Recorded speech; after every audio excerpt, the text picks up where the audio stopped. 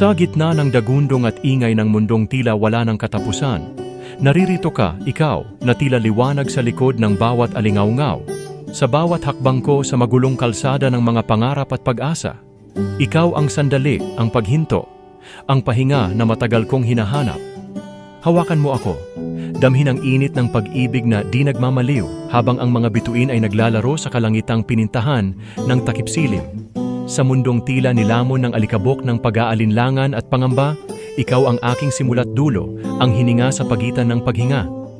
Minsan sa mga gabi kung kailan tila napupuno ng bulong ang mga sulok, sinasabi ko sa hangin na ikaw ang laman ng mga lihim na dasal.